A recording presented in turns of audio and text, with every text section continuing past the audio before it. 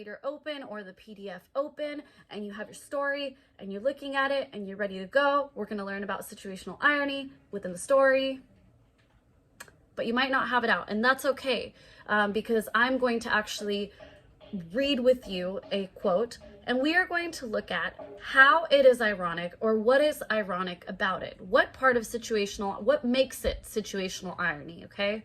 Now, there are various instances of situational irony all over the story, okay? We are going to look at just one case for the purpose of sort of defining situational irony and just focusing on it today. So we are going to do a second read, and we're going to focus in on this quote that I believe encompasses situational irony really well.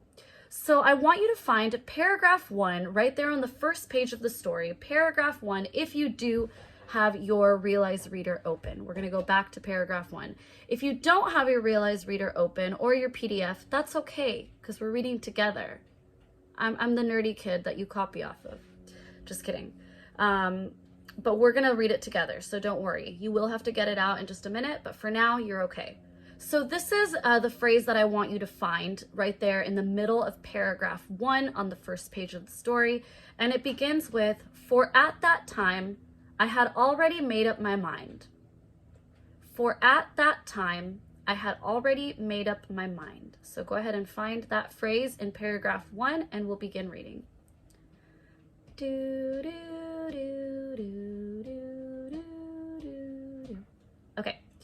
For at that time, I had already made up my mind that imperialism was an evil thing. And the sooner I chucked up my job and got out of it, the better. Theoretically, and secretly, of course, I was all for the Burmese and all against their oppressors, the British. As for the job I was doing, I hated it, perhaps more bitterly than I can make clear. Okay, so now there are two phrases here out of that excerpt that I highlighted. I highlighted the phrase, imperialism was an evil thing. Why? So go ahead and take a second to sort of let that sizzle in your spirit in the context of the story. Imperialism was an evil thing. Why is that ironic? Okay, I'll stop. So imperialism was an evil thing. Our main character is a police officer in a country that is being colonized. He is the poster child for colonialism. He's the guy that's colonizing, right? He is imperialism, right? He lives imperialism. He's a part of it. He's a tool of it, right? And yet imperialism was an evil thing.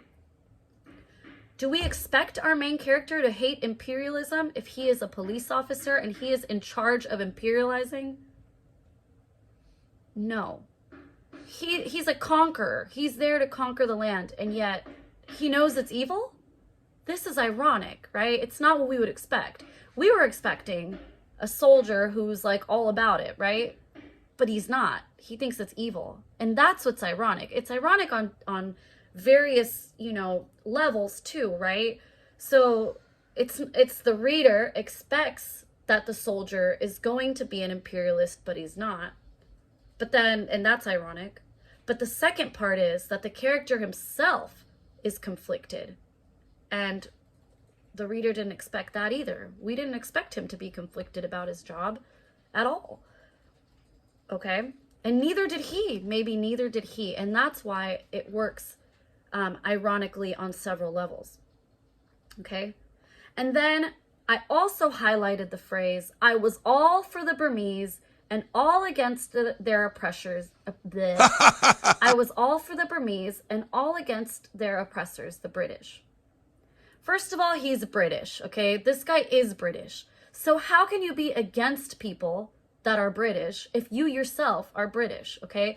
That's the irony there, is that he himself is British and yet he hates the British, okay? Do we expect the British guy to hate the British? No, we do not. So that is why it's ironic. But again, it works ironically on several levels. I was all for the Burmese and all against their oppressors. What's the problem here? He is the oppressor. He's the guy. He's the conqueror. He is the oppressor. Oh, but he's all for the Burmese, right? He's all about it. He's all for their liberation. He loves them. Yet he's helping to conquer them.